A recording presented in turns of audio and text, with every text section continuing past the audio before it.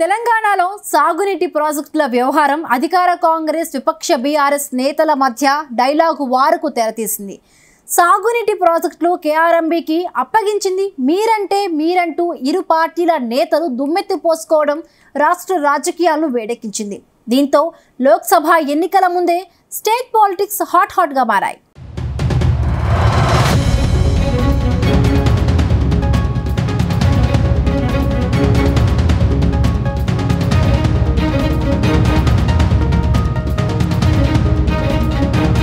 తెలంగాణలో సాగునీటి ప్రాజెక్టుల వ్యవహారం అధికార కాంగ్రెస్ ప్రతిపక్ష బీఆర్ఎస్ మధ్య రచ్చరాజేసింది. కృష్ణానదిపై ఉన్న ప్రాజెక్టులను కాంగ్రెస్ సర్కార్ కేంద్రానికి అప్పగించిందని బీఆర్ఎస్ నాయకులు చేస్తున్న ప్రచారాన్ని తిప్పికొడుతూ సీఎం రేవంత్ రెడ్డి తిప్పికొట్టారు. ప్రాజెక్టులను హ్యాండోవర్ చేసింది కేసీఆర్ అంటూ ప్రెస్ మీట్ పెట్టి మరీ ఏకిపారేశారు. దీనిపై అసెంబ్లీలో శ్వేతపత్రం విడుదల చేస్తామని ప్రకటించారు. గోదావరి నది మీద ఉన్న గోదావరి ప్రాజెక్టులను హ్యాండోవర్ చేయడానికి చంద్రశేఖరరావు స్పష్టంగా నిధులను కేటాయించిన విషయం. ఇది 2014లో మొదలై 2023 వరకు జరిగిన వివిధ సందర్భాలలో చంద్రశేఖరరావు ముఖ్యమంత్రిగా, సాగునీటి పారుదల శాఖ మంత్రిగా, హరీష్ రావు సాగునీటి పారుదల శాఖ మంత్రిగా, ఆ తర్వాత ఆర్థిక మంత్రిగా, అంటే మొత్తం వ్యవహారము హరీష్ రావు 5 ఏళ్ళు సాగునీటి పారుదల శాఖ మంత్రిగా ఉన్నప్పుడు చంద్రశేఖరరావు ముఖ్యమంత్రి ఉండు. చంద్రశేఖరరావు 5 సంవత్సరాలు సాగునీటి పారుదల శాఖ మంత్రిగా ఉన్నప్పుడు హరీష్ రావు గారు 5 సంవత్సరాలు ఆర్థిక మంత్రిగా ఉన్నాడు. అంటే ఈ ఒప్పందాలు కానీ, ఈ చట్టాలు కానీ, ఈ నిధులు కానీ, నిధుల కేటాయింపు కానీ, ప్రాజెక్టులను కేంద్ర ప్రభుత్వానికి స్వాధీనం చేయడానికి జరిగిన తతంగమంతా మామ అల్లుళ్ళు మంత్రులుగా ముఖ్యమంత్రిగా ఉన్నప్పుడే జరిగిన ఆధారాలు పూర్తిగా ఈరోజు తెలంగాణ ప్రజలకు మీ ద్వారా వివరించదలుచుకున్నా. కేసీఆర్ పై తీవ్ర స్థాయిలో సీఎం రేవంత్ రెడ్డి ధ్వజమెత్తారు. కృష్ణా, గోదావరి ప్రాజెక్టులను కేంద్రానికి అప్పజెప్పింది కేసీఆర్ఏనని స్పష్టం చేశారు. బీఆర్ఎస్ పాపాలను కాంగ్రెస్ పై నెట్టే కుట్ర చేస్తున్నారని మండిపడ్డారు. 2014లో కేసీఆర్ సూచనతోనే ఇరిగేషన్ చట్టం రూపొందించారని, నీటి కేటాయింపులపై కేసీఆర్ అబద్దాలు చెప్తున్నారన్నారు. కమిషన్ల కోసం జగన్తో కేసీఆర్ చీకటి ఒప్పందాలు చేసుకున్నారని విమర్శించారు. రాయలసీమలకు పాలమూరులో మొదలైన నీళ్లు కర్నూలు జిల్లాలకు ఎంటర్గానే నీటి దొంగలు పోతిరెడ్డిపాడు ద్వారా ఒక పొక్క, రాయలసీమ లిఫ్ట్ ద్వారా ఇంకొక పొక్క, ముచ్చుమర్రి ద్వారా 3వ పొక్క పెట్టి రోజుకు 12-13 టీఎంసీల నీళ్లు మనకు సంబంధం లేకుండా, మనల్ని అడగకుండా పాలమూరులో ప్రయాణమైన నీళ్లు మళ్ళీ తిరిగి పాలమూరులో శ్రీశైలం దగ్గరకు వచ్చే లోపల నీటి దొంగలు మధ్యలోనే దొంగతనం దారి దోపిడీ చేసే పరిస్థితి ఈరోజు దాపురించింది. ఈ దారు దోపిడీ, జల దోపిడీ జరగడానికి కారణం కల్వకుంట్ల చంద్రశేఖరరావు. ఈ కల్వకుంట్ల చంద్రశేఖరరావు అటు చంద్రబాబు నాయుడుతో, అంతకంటే ముందు రాజశేఖర రెడ్డితో, ఆ తర్వాత జగన్మోహన్ రెడ్డితో ఒత్తిడికి లొంగియో, పదవులకు లొంగిపోయో, లేకపోతే కాంట్రాక్టర్లు ఇచ్చే కమిషన్లకు లొంగిపోవడంతో ఈరోజు తెలంగాణకు తీరని అన్యాయము. ముఖ్యంగా మహబూబ్నగర్, నల్గొండ కింద ఖమ్మం వరకు కృష్ణానది జలాల మీద ఆధారపడ్డ ప్రాజెక్టులన్నీ కూడా ఈరోజు ఎడారిగా మారుతున్నాయి. సీఎం రేవంత్ రెడ్డి చేసిన వ్యాఖ్యలకు బీఆర్ఎస్ నేతలు అదే స్థాయిలో కౌంటర్ ఇచ్చారు. రేవంత్ రెడ్డి సంస్కారహీనుడంటూ ఫైర్ అయ్యారు మాజీ మంత్రి హరీష్ రావు. రేవంత్ భాష అభ్యంతరకరంగా ఉందన్నారు మాజీ మంత్రి హరీష్ రావు. కేసీఆర్ పై వ్యక్తిగత దూషణలకు దిగడం కరెక్ట్ కాదన్నారు. 15 ప్రాజెక్టులను కేఆర్ఎంబీకి అప్పగించేందుకు రేవంత్ ఒప్పందం చేసుకున్నారని ఆరోపించారు. ప్రాజెక్టులు అప్పగించడం నిజం కాకపోతే ఎందుకు ఖండించలేదని ప్రశ్నించారు. ఫిబ్రవరి 1న కేఆర్ఎంబీ 2వ మీటింగ్ జరిగిందని, ప్రాజెక్టులు, ఉద్యోగులను బోర్డు పరిధిలోకి తీసుకొస్తామని ఇరు రాష్ట్రాల అధికారులు అంగీకరించారని తెలిపారు. 10 ఏళ్లలో కేసీఆర్ ప్రభుత్వం ప్రాజెక్టులను కేఆర్ఎంబీకి అప్పగించలేదని, 2 నెలల్లో సీఎం రేవంత్ రెడ్డి వాటిని ఢిల్లీ చేతిలో పెట్టారన్నారు. 10 ఏళ్లలో కేసీఆర్ గారి ప్రభుత్వం కేఆర్ఎంబీకి ప్రాజెక్టులు అప్పచెప్పలేదు. కానీ వచ్చిన 2 నెలల్లోనే మీరు అవగాహన రహిత్యంతో, తొందరపాటుతో మీరు ఇలా మన తెలంగాణ ప్రాజెక్టులను ఢిల్లీ చేతిలో పెట్టి అడుక్క తినే పరిస్థితి తెచ్చినారు. మీరు is it not your failure? కానీ దురదృష్టం ఏంటంటే ఆ ఫెయిల్యూర్ను కప్పుకోవడానికి, అంటే ఆ ఫెయిల్యూర్ను, ఒక తప్పును కప్పిపుచ్చుకోవడానికి మరిన్ని తప్పులు చేసే విధంగా ఒక అబద్ధాలు మాట్లాడడం, ఎదురుదాడికి దిగడం, దుర్భాషలు ఆడడం, ఇది ఒక ముఖ్యమంత్రికి తగునా అని నేను అడుగుతా ఉన్నా. సరే, వ్యక్తిగతంగా రాజకీయాలు, ఎలక్షన్లు, ఓట్లు, సీట్లు అంటే ఎంతైనా తీసుకుందాం, ఓకే, కొట్లాడదాం. కానీ ఇది రాష్ట్ర ప్రయోజనాలు, ఇది జాతి భవిష్యత్తు, ఈ రాష్ట్ర ప్రజల భవిష్యత్తును ఫలంగా పెట్టొద్దని నేను ముఖ్యమంత్రి గారిని కోరుతా ఉన్నా. భేషజాలు కాదు కావాల్సింది, మనము రాజకీయాలకు అతీతంగా రాష్ట్ర ప్రయోజనాలు కాపాడాలి. అన్ని అబద్ధాలు అంటే అలా అబద్ధాల పునాదుల మీద ప్రభుత్వాలు నడపాలనడం అనేది కరెక్ట్ కాదు. ప్రభుత్వాలు ప్రజల కోసం పనిచేయాలి, రాజకీయాల కోసం కాదు. కాంగ్రెస్ నేతలు దద్దమ్మలని, అందుకే నాగార్జున సాగర్ ప్రాజెక్టును కేంద్రానికి అప్పచెప్పారని మాజీ మంత్రి జగదీష్ రెడ్డి విమర్శించారు. కేసీఆర్ వస్తున్నాడనగానే ఆ పార్టీ నేతల లాగులు తడుస్తున్నాయన్నారు.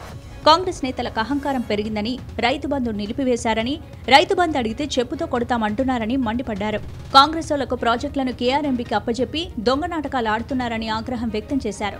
కేసీఆర్పై ఎదురుదాడి చేసి తప్పించుకోవాలని చూస్తున్నారని ఆగ్రహం వ్యక్తం చేశారు. చంద్రబాబు బూట్లు నాకెటోళ్లు కాంగ్రెస్ వాళ్ళని, రేవంత్ చంద్రబాబు శిష్యుడని, అందుకే ఈ దుస్థితి వచ్చిందన్నారు. ఇక యుద్ధం మొదలు పెడదాం, కాంగ్రెస్ ను తరిమి కొడదామని పిలుపునిచ్చారు జగదీష్ రెడ్డి. ఎవరి రంగతరం వల్ల పోయింది? నాగార్జున సాగర్ 10 ఏళ్ళు మన చేతిలో వచ్చాడు కేసీఆర్. చంద్రబాబు నాయుడు కేంద్రం కలిసి ఒత్తిడి పెట్టినా, ఎన్ని కుట్రలు చేసినా, ఎన్ని కుతంత్రాలు చేసినా, ఎన్ని రకాల ఒత్తిడి పెట్టి మనకు రావాల్సిన డబ్బులు రాకుండా ఆపినా, ఇవ్వనంటే ఇవ్వను, నా చేతుల్లో ఉండాలి, నా రైతాంగానికి ఎప్పుడు నాలుగు నీళ్ళు ఇవ్వాలనో, ఎప్పుడు పొలానికి నీళ్ళు ఇవ్వాలనో, ఎప్పుడు మంచి నీళ్ళు ఇవ్వాలనో మాకు తెలుసు, మీకేమంటారా ఢిల్లీకి, మీరు ఏ సభలో బాధలు చేసుకోండి, నా రైతాంగం హక్కుల్ని, నా రాష్ట్ర హక్కుల్ని నేను వదులుకోవడం చెప్పి తెగేసి కరాఖండిగా చెప్పి కేసీఆర్ 10 ఏళ్ళు మన చేతిలో ఉంచిన నాగార్జున సాగర్ ను ఇవాళ అవతల పైకప్ప చెప్పి రండేదారం చూస్తుంది. మీరు ప్రజల మీద సోయి లేదు, రాష్ట్రం మీద సోయి లేదు, అభివృద్ధి అంటే అసలు పోలీసులు అడ్డపెట్టుకుని రాజ్యం చేద్దాం అనుకుంటున్నారు. ప్రాజెక్టుల విషయంలో మాజీ సీఎం కేసీఆర్ పెద్ద తప్పు చేసి రాష్ట్ర ప్రజలను నిలువున ముంచారని మండిపడ్డారు మంత్రి కోమటిరెడ్డి వెంకటరెడ్డి. నల్గొండతో పాటు మరో 3 జిల్లాలను సర్వనాశనం చేశారని ఫైర్ అయ్యారు. కేసీఆర్ మోసాన్ని తలుచుకుంటే రక్తం మరిగిపోతుందన్నారు. నల్గొండ జిల్లాలో పనికిరాని వాడికి మంత్రి పదవిచ్చారని జగదీష్ రెడ్డిని ఉద్దేశించి కోమటిరెడ్డి తీవ్ర వ్యాఖ్యలు చేశారు. సూర్యాపేటలో తాగేందుకు నీళ్లు లేక మూసి నీళ్లు తాగే పరిస్థితి వచ్చిందని, 4000 కోట్లు పెట్టి ఏఎంఆర్పీ ప్రాజెక్టు కట్టి ఉంటే ఈ పరిస్థితి ఉండేది కాదని అభిప్రాయం వ్యక్తం చేశారు. సొరంగం పూర్తయితే ఇవాళ మాకు ఈ కర్మ ఉండదు. మాకు ఇవాళ సాగర్ ఏఎంఆర్పీ మోటార్లు పెట్టుకోక ఇప్పుడు బయట రైతులు 1000 మంది ఉన్నారు. ఊళ్ళకి వెళ్ళి మంచినీళ్ళు లేవు. దానికి కారకుడు వీడే కేసీఆర్. ఎందుకంటే సొరంగం 824 లెవెల్లో డిజైన్ చేసి ఆ రోజు కొట్లాటి శాంక్షన్ చేయించిన. ఒక 2000 రోడ్డు కొత్త రేట్ ఇస్తే ఎవరైనా పూర్తి చేస్తున్నాయి. ఇవన్నీ చేయకపోతే, ఇవన్నీ చేయలేదు, నల్గొండ జిల్లాను పక్కన పెట్టిండు. ఒక పనికిరానికి తెలివి లేని, రాజకీయాలంటే తెలియని ఒక వేశ్వలోకి మంత్రి పదవి ఇస్తే వాడు దోపిడికి అలవాటు. ఎమ్మెల్యేలను అందరిని కూడా దొంగలుగా తయారు చేస్తే ఒక్కొక్కడు 60, 70, 80 వేలతో చిత్తుగా ఓడిపోయిందంటే వాడు జిల్లా ప్రజలు వీళ్ళు చేసిన పాపాలకు, రైతులను మోసం చేసి ఇవాళ మా కడుపులో కనీసం మంచినీళ్ళు లేకుండా చేసిన కారణానికి అంత ఘోరంగా ఓడగొట్టి 12 ఓడిపోయినట్టు లెక్క నా దృష్టిలో. ఒక్కరోజు నీ సూర్యాపేట పోతే అక్కడ కూడా 60-70 వేలతో ఓడిపోయేవాడు. తెలంగాణ ముఖ్యమంత్రి రేవంత్ రెడ్డిపై తీవ్ర వ్యాఖ్యలు చేశారు మాజీ ఎమ్మెల్యే బాల్కసుమన్. ముఖ్యమంత్రి స్థానంలో ఉన్న రేవంత్ రెడ్డి పదవిని బట్టి, స్థాయిని బట్టి మాట్లాడాలని అన్నారు. కేసీఆర్ పై అనుచిత వ్యాఖ్యలు చేసిన రేవంత్ రెడ్డిని చెప్పుతో కొడతానంటూ చెప్పు తీసి చూపించారు. అధికారంలోకి వచ్చిన 2 నెలల్లోనే రేవంత్ రెడ్డి అహంకారంతో ఇష్టం వచ్చినట్లు మాట్లాడుతున్నారని బాల్కసుమన్ మండిపడ్డారు.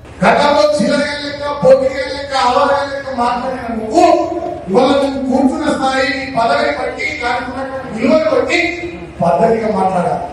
ఉద్యమ నాయకులు, ప్రాణానికి బలంగా వ్యక్తి, తెలంగాణ తెచ్చిన నాయకులు, 10 సంవత్సరాలు తెచ్చిన తెలంగాణ బ్రహ్మాండ ఖర్చు చేసిన నాయకుడు కేసీఆర్ గారిని పట్టుకొని రండాన్ని మాట్లాడుతున్నారు. మీరు రండాడు, హౌలగాడు, భాగంగాడు, దేవి మనగాడు, రేవంత్ రెడ్డి గారు, ఈ చెంతల కొడుకులు ఈ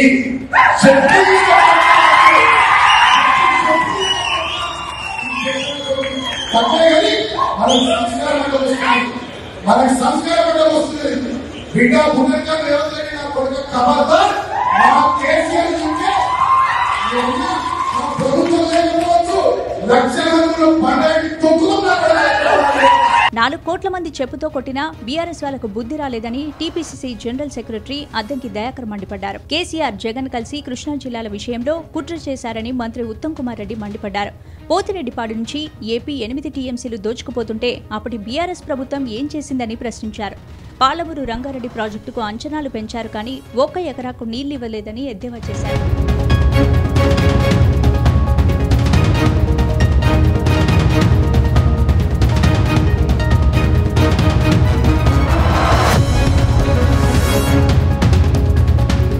మరోవైపు గత బీఆర్ఎస్ ప్రభుత్వ బండారాన్ని బయటపెట్టాలని రేవంత్ రెడ్డి ప్రభుత్వం భావిస్తోంది. 2014 నుంచి జరిగిన ఒప్పందాలు, లెక్కలు బయటకు తీసేందుకు సిద్ధమవుతోంది. మొత్తం మీద సార్వత్రిక ఎన్నికల ముందు కేఆర్ఎంబీకి ప్రాజెక్టుల అప్పగింత వ్యవహారం దుమారం రేపుతోంది.